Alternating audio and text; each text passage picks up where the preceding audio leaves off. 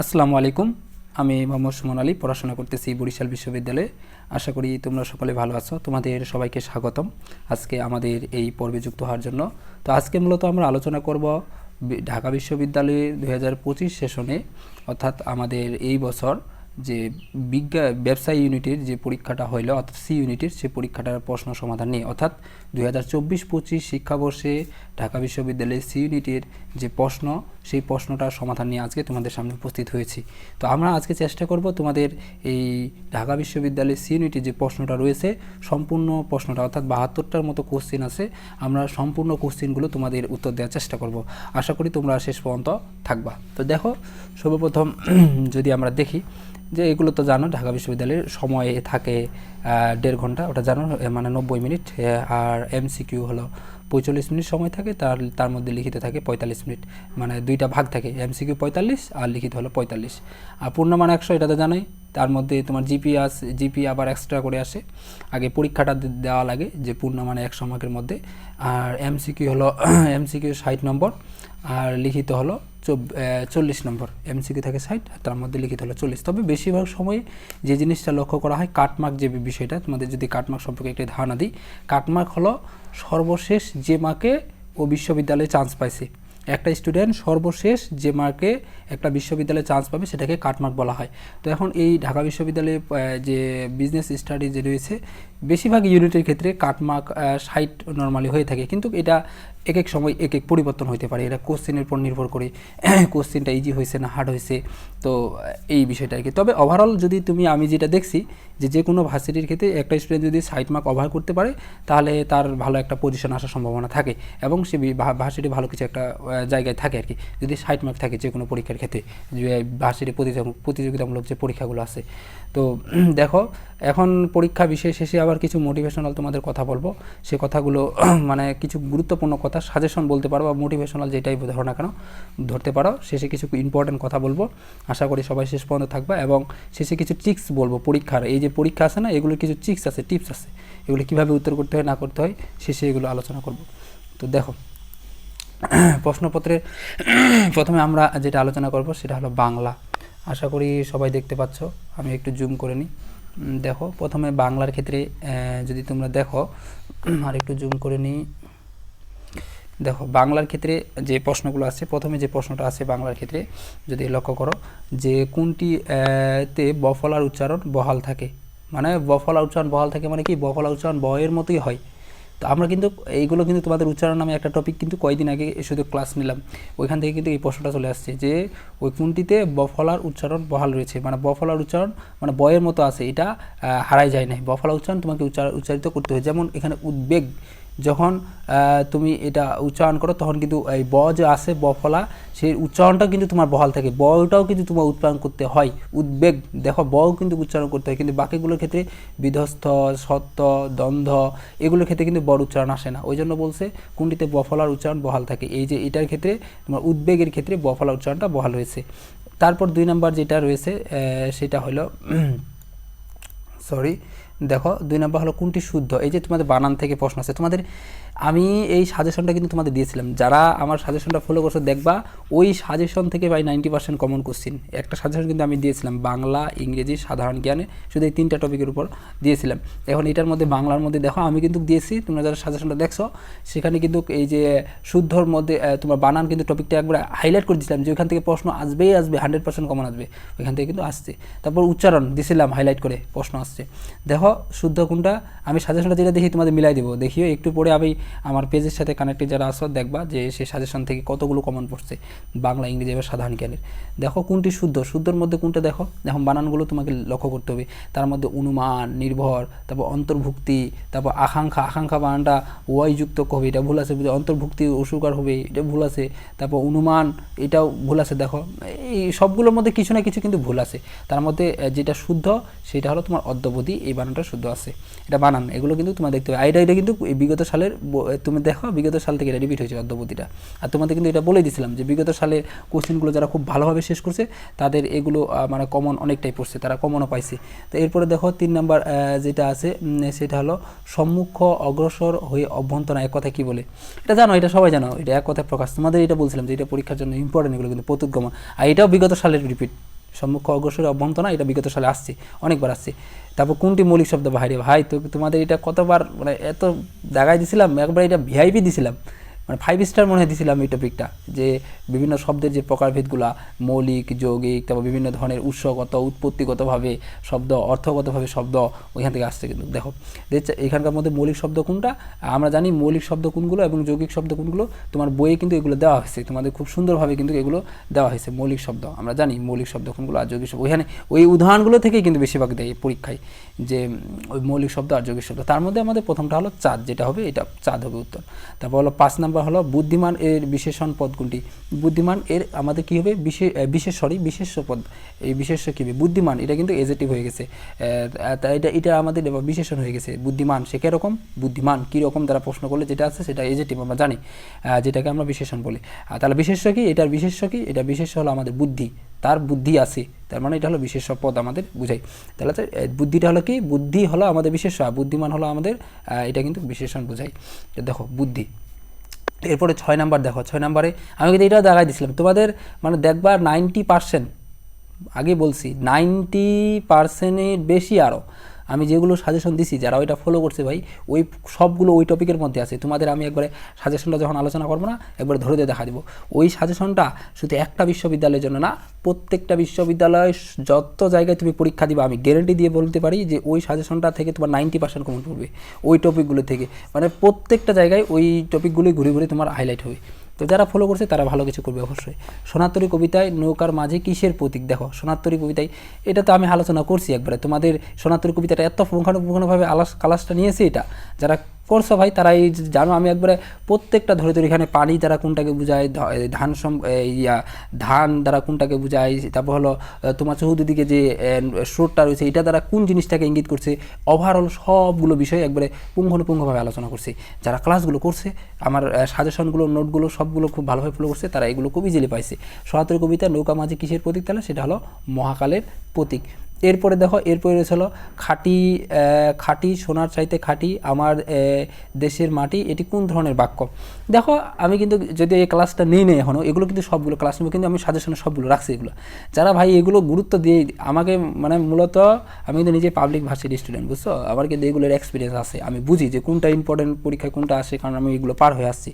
তো তোমাদের কিন্তু এগুলো সব সাজেশন রাখছিলাম এবং এগুলো সব 5 স্টার দিছিলাম। যেগুলো 5 স্টার দিছি দেখো ওইগুলো থেকে কিন্তু মানে মিস যায় নাই, সবগুলো থেকে প্রায় প্রশ্ন আসছে। যেগুলো কম স্টার দিছে ওইগুলো থেকে কম প্রশ্ন আসছে। আর দেখো তোমরা নিজেরাই দেখো, মিলাই দেখি সাজেশনটা আমাদের ইউটিউবে দেওয়া আছে, তোমাদের আমি ওইটা থেকেও মিলাই একটা ভিডিও দিব, সমস্যা নাই, তোমরা দেখে নিবা। যে খাঁটি সোনার খাঁটি আমার দেশের মাটি, এটা কোন ধরনের বাক্য? এটা হলো জটিল বাক্য। আমরা কি জানি বাক্য তিন প্রকার আছে মূলত, এই মানে বাক্যগুলো একটা সরল, জটিল এবং আমাদের যৌগিক বাক্য, এই 3 ধরনের বাক্য হতে পারে। এটা কিন্তু আছে তোমার ধরন অনুযায়ী আছে। তো দেখো তার মধ্যে হলো সরল, জটিল, যৌগিক, এখানে তোমার 3টার মধ্যে এটা কোনটা হবে? দেখো অতি সরল তো হবে না, প্রথমে এটা বাদ। তার সরল বাক্য আমরা জানি, সরল বাক্য এটা কেন হবে না? কারণ এখানে 2টা অংশ আছে। আমরা যখনই দেখব সহজ নিয়ম ছিল ভাই, যখনই কোনো একটা সেন্টেন্সে 2টা ভাগ থাকবে সরল বাক্য জীবন হবে না। কারণ সরল বাক্যের ক্ষেত্রে আমরা জানি একটা ফাইনাইট ভাব থাকবে, অর্থাৎ একটা আমাদের সমাপিকা ক্রিয়া যে আছে শুধু একটাই থাকবে আমাদের, যেটা ফাইনাইট ভাব বলে থাকি। অর্থাৎ মোট কথা যদি 2টা সেন্টেন্স দেখো, 2টা সেন্টেন্স দেখা মানে সেটা সরল বাক্য হবে না, শেষ। এখন যৌগিক এবং জটিলের মধ্যে আসি। সরল বাক্য তো চলে গেল, 2টা অপশন আছে যৌগিক এবং জটিল। দেখো যৌগিক বাক্য আমাদের হলো তোমার হলো সরল, জটিল আছে, তারপর হলো যৌগিক বাক্য আছে। জটিল বাক্য হলো নির্ভর করবে যেটা তোমার হলো এখানে বিষয় আছে একটা, খাঁটি সোনার চায়ে খাঁটি আমার দেশের মাটি, মানে এই জিনিসটা মূলত আমাদের একটা বিষয় আসে আবার যৌগিক বাক্য চেনার জন্য, এবং ও আর বরং কিন্তু তথাপি এরকম বিভিন্ন ধরনের কানেক্টর দ্বারা কিন্তু যুক্ত থাকে, যেগুলো যৌগিক বাক্য। আর এখানে কিন্তু আমরা এরকমটা লক্ষ্য করতে পারতেছি না। আর তোমার হলো জটিল বাক্য চেনার আরেকটা উপায় হলো তোমার একটার সাথে আরেকটা মানে সাপেক্ষ বোঝাবে। সাপেক্ষ বলতে কি একটা আরেকটা পর কিছুটা হলো নির্ভর করে বোঝাবে। ওই এরকম যে বাক্যগুলো সেগুলোকে মূলত জটিল বাক্য বলা হয় থাকে। খাঁটি সোনার চাইতে খাঁটি আমার দেশের মাটি, তো একটার সাথে একটা সেন্টেন্সের সাথে কিন্তু আরেকটা সেন্টেন্সে কিন্তু মিল রয়েছে। বা জটিল বাক্যের ক্ষেত্রে যে সে যা তা যিনি তিনি যেহেতু সেহেতু এরকম বিষয়টা বোঝাবে, মানে একটার সাথে আরেকটা এরকম সম্পর্ক যখন বোঝাবে তখন সেটা জটিল বাক্য। আর যৌগিক বাক্য হলো কোনটা? আর যৌগিক বাক্য হলো তোমার সেই বাক্যগুলো যে বাক্যগুলো তোমার তো মূলত বিভিন্ন কানেক্টর দ্বারা দুইটাকে যুক্ত থাকবে, সেগুলো বাক্যগুলো। দেখো তার মানে এটা হলো আমাদের তাহলে জটিল বাক্য গেল। এরপরে যেটা আছে 7 নাম্বার গেল। এরপরে হলো আমাদের 8 নাম্বার দেখো 8 নাম্বার হলো মিছিল শব্দটি কোন ভাষা থেকে এসেছে। এই যে তোমাদের এগুলো বলছিলাম যে শব্দের উৎস, গঠন, অর্থ অনুসারে উৎপত্তিগত বিভিন্ন ধরনের শব্দগুলো কিন্তু সবগুলো বলছি। তো তার মধ্যে দেখো এটা কিন্তু চলে আসছে যে শব্দের উৎপত্তিগত দিকের মধ্যে থেকে যে যে মিছিল শব্দটি কোন ভাষা থেকে, এটা হলো ফার্সি শব্দ। তাহলে গণ অভ্যুত্থান শব্দটি কীভাবে গঠিত? গণ অভ্যুত্থান, দেখো গণ অভ্যুত্থান এটা হলো সমাজযোগে মূলত এই শব্দটা গঠিত হয়েছে। এরপরে 10 নম্বরটা দেখো কোন শব্দটি অপপ্রয়োগ দুষ্ট নয়, কোন শব্দটি অপপ্রয়োগ দুষ্ট নয়। তো এরপর দেখো কোন শব্দটা অপপ্রয়োগ দুষ্ট নয়, তাহলে যে নির্দোষী, অপপ্রয়োগ মানে দুষ্ট নয় মানে সঠিকভাবে ইউজ হয়েছে, কথাটা বুঝো। কোনটি যদি বলতো কোনটা ক্ষেত্রে অপপ্রয়োগ ইউজ করা হয়েছে মানে ভুল ইউজ করা হয়েছে কোনটা ক্ষেত্রে, তাহলে সেটা বলতো। তাই কিন্তু এখানে অপপ্রয়োগ দুষ্ট নয় তার মানে হলো দৈন্যতা। আমরা দৈন্যতা কখনো দেখো দীনতা দেখি, দৈন্যতা কিন্তু দেখি না। তো শুধু মানেই তো কথাটার মধ্যে দেখো শুধু মানেই তো ওই নির্দিষ্ট করে বলেছে, আবার মাত্র দ্বারা ওইটা বাহুল্য দোষ হয়ে গেছে না, এটা ভুল আছে। যেমন নির্দোষীর কখনো হয় না নির্দোষ হয়, সে নির্দোষী হয় না। তো এই জন্য এগুলো সব ভুল। আর উদ্বেল এটাই শুধু কারেক্ট রয়েছে। এরপরে দেখো 11 নম্বর যেটা রয়েছে বৈষম্য বিরোধী কোন সমাজ দ্বারা গঠিত। এটাও কিন্তু তোমাদের দিয়েছিলাম যে অপপ্রয়োগ শুদ্ধ প্রয়োগ, এটা কিন্তু তোমাদের যদিও এই যে শীতে রয়েছে কিন্তু বৈষম্য বিরোধী কোন সমাজ দ্বারা গঠিত। এই যে বর্তমানে যে আমাদের আন্দোলন, সেই আন্দোলনের একটা থেকে দিছে সাম্প্রতিক একটা শব্দ বৈষম্য বিরোধী। বৈষম্য এটা হলো ষষ্ঠী তৎপুরুষ। আমরা জানি দ্বন্দ্ব কর্মধারায় তৎপুরুষ বহুবি দ্বিগু অব্যয়ভাব বলে সমাসগুলো রয়েছে। কিন্তু এখন সমাসগুলোর মধ্যে আমাদের তৎপুরুষ সমাস রয়েছে, সেই সমাসে আমাদের মূলত বিভক্তিগুলো চিনতে হয়। কোন বিভক্তি? দ্বিতীয়া তৃতীয়া আছে, চতুর্থ পঞ্চমী ষষ্ঠী তৎপুরুষের ক্ষেত্রে আমাদের র বা এর হয়। বৈষম্যের বিরোধী র বা এর, যেটা আমরা জানি বৈষম্য বিরোধী হলো বৈষম্যের বিরোধী, সেটা হলো ষষ্ঠী তৎপুরুষ সমাস। মানে ষষ্ঠী তৎপুরুষের ক্ষেত্রে র বা এর আমাদের মূলত হয় যখন আমরা এটা ভাঙবো। দেখো এটা গেল, তাহলে 11 নম্বরটা গেল আমাদের ষষ্ঠী তৎপুরুষ। এরপর 12 নম্বর যেটা আছে সেটা হলো যে নারী স্বামী পুত্র নিয়ে এক কথায় প্রকাশ। এক কথায় প্রকাশ থেকে তাহলে দুইটা প্রশ্ন আসছে, দেখো কতটা ইম্পর্টেন্ট দিচ্ছে এক কথায় প্রকাশ। তো সমার্থক শব্দ থেকে আবার আসে নাই, এক কথায় প্রকাশ থেকে বেশি দিচ্ছে। তো দেখো যে নারীর স্বামী ও পুরুষ নেই মানে কেউ নেই, সেটা কি তাকে কি বলা হয়? আবিরা বলা হয়। এই ছিল মূলত হলো বাংলা। আশা করি আমার যে সাজেশনটা যে ফলো করছে সে বাংলা 12টার মধ্যে নিম্নে হলেও সে 10টা 100% কারেক্ট করবে। এগুলো সব বিগত সাল মুখস্থ আইটেম যেগুলো দিছে না, সবগুলো বিগত সাল থেকে হুবহু কপি করছে। এগুলো যে বিগত সাল আমি যেভাবে বলছি ভাই, আমার সাজেশনটা মোট কথা যে ফলো করছে সে 10টার নিচে তার মানে জীবনেও সে 10টার নিচে তার হবে না, সবসময় তার 10টার উপরেই হবে এইখানকার ক্ষেত্রে।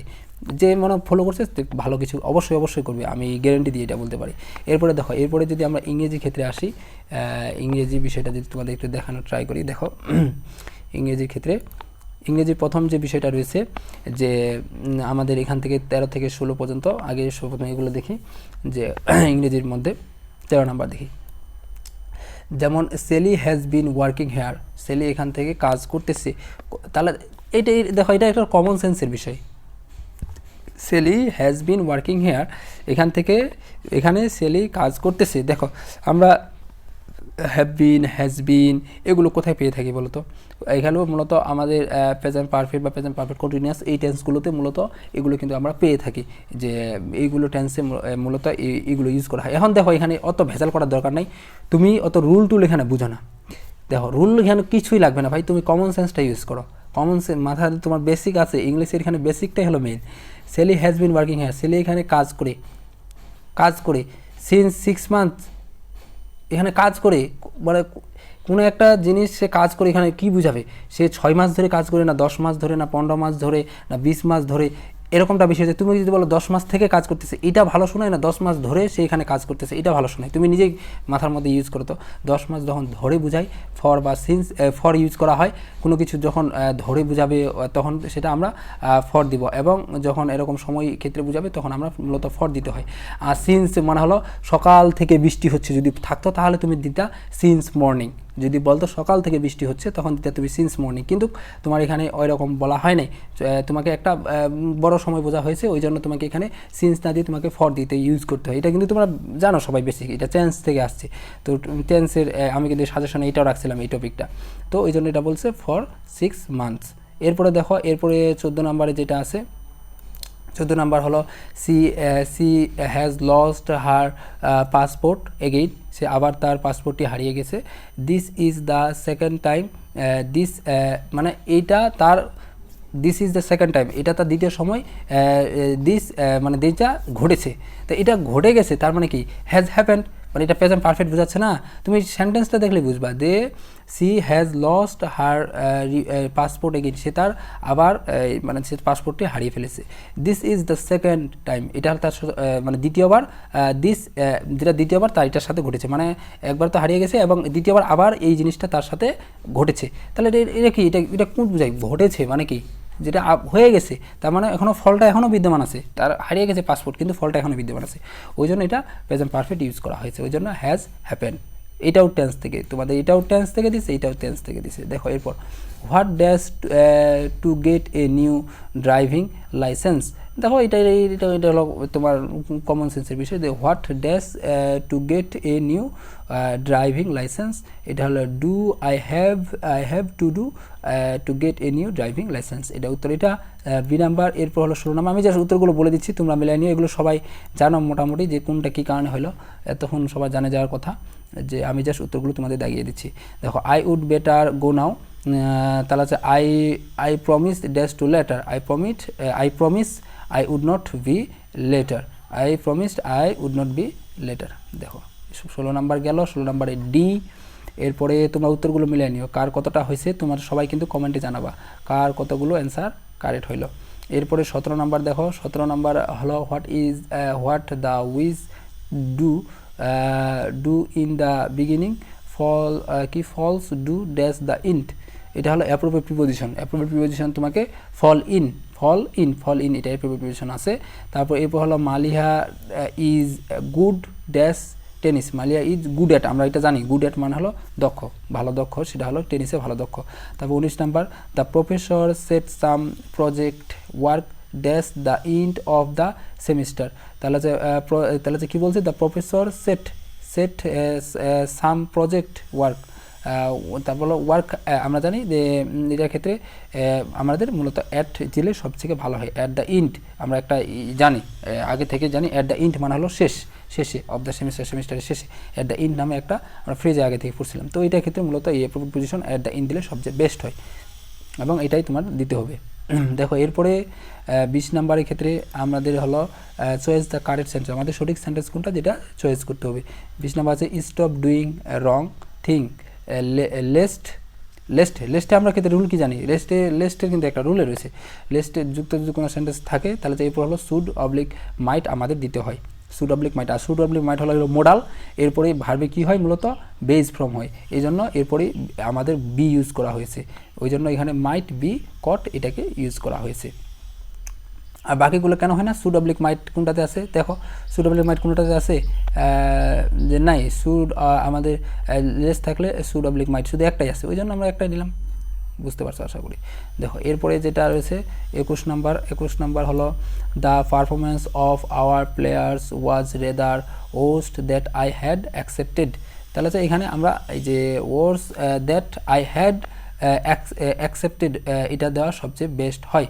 কেন, দেখো আমাদের একটা কিন্তু ইয়া ছিল এখানে যে দেখো এখানে আবার তোমাদের যদি দেখাই, the performance of our player was rather worst that, মানে ছিল দ্যাট, যেটা ওয়ার্স দ্যাটের বদলে যদি আমরা ওয়ার্স দেন দিই তাহলে সবথেকে পারফেক্ট হয়, ওয়ার্স দেন আই হ্যাড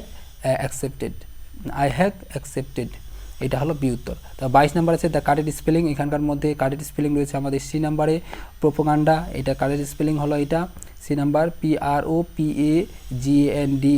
তারপর হলো 23 নাম্বারে আছে তোমাদের দেখো choice the correct synonym of the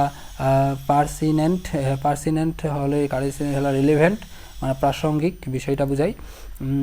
এরপরে দেখো তোমাদের 24 নাম্বারে যেটা আছে which one of the following pairs is similar in relationship to স এবং কি এটা স এবং কার্পেন্টার রয়েছে।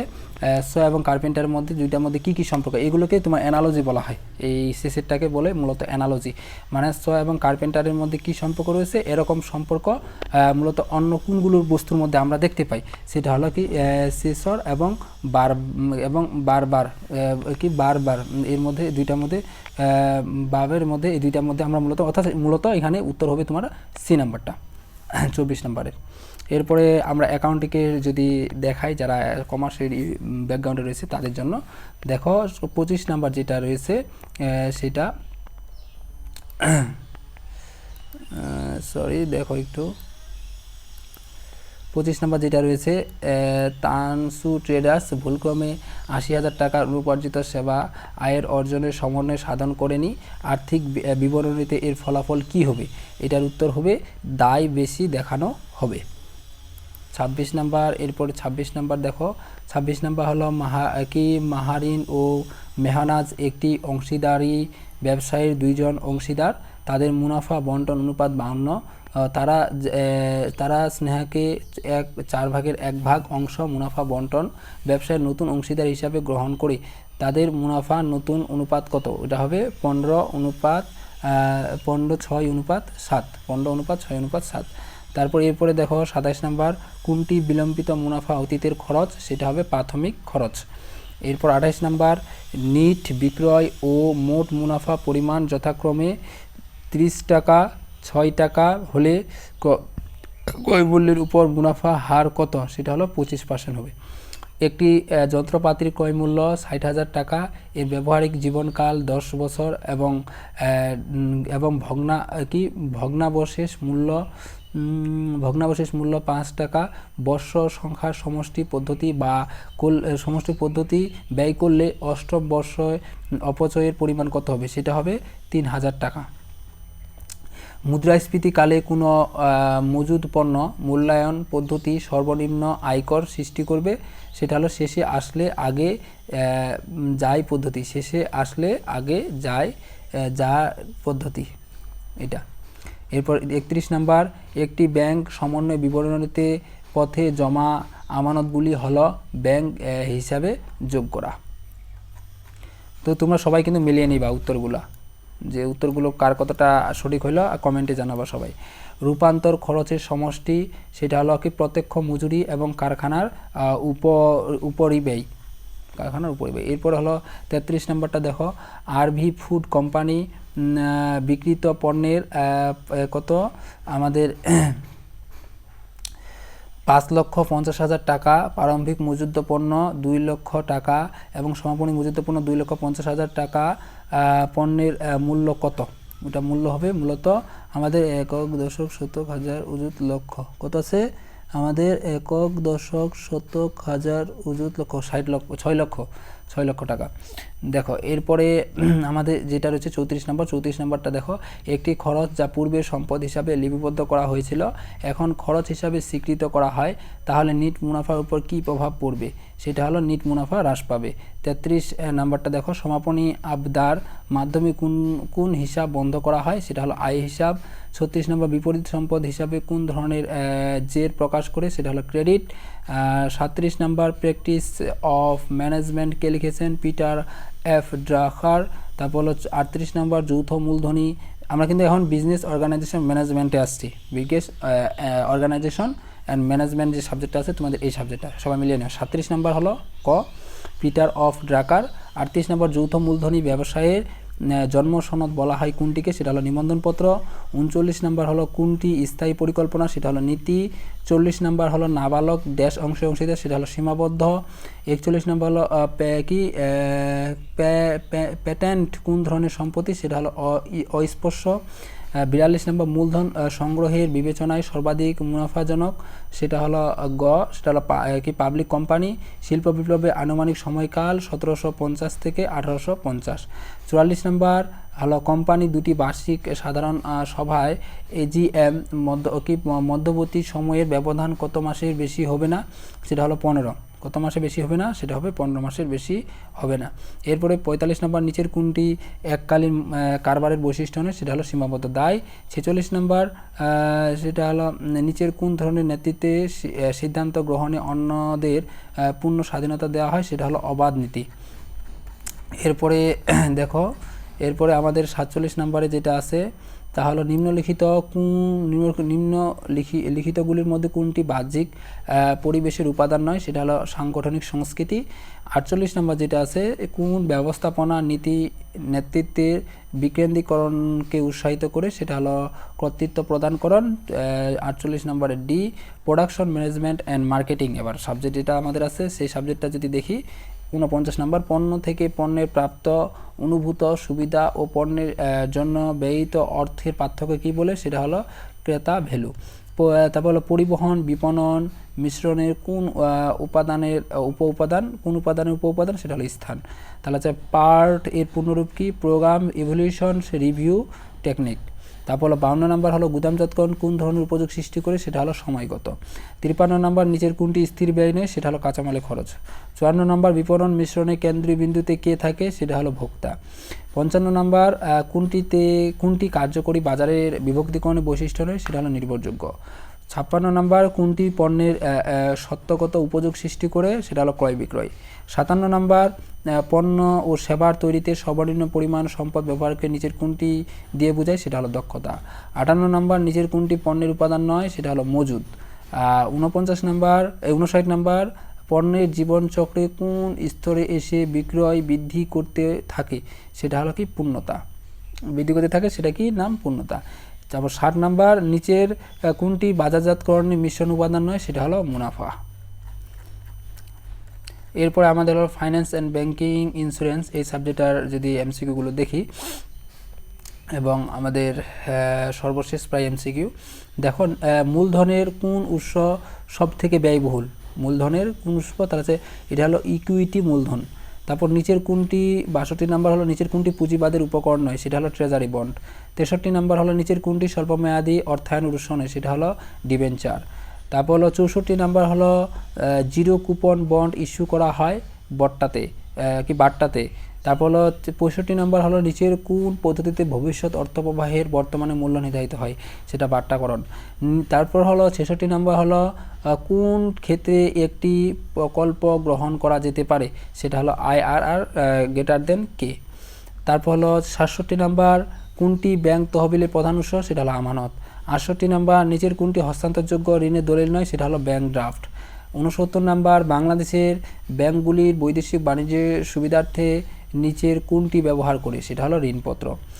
70 নম্বর নিচের কোনটি ইসলামী ব্যাংক নিষিদ্ধ, সেটা হলো অনুমানমূলক লেনদেন।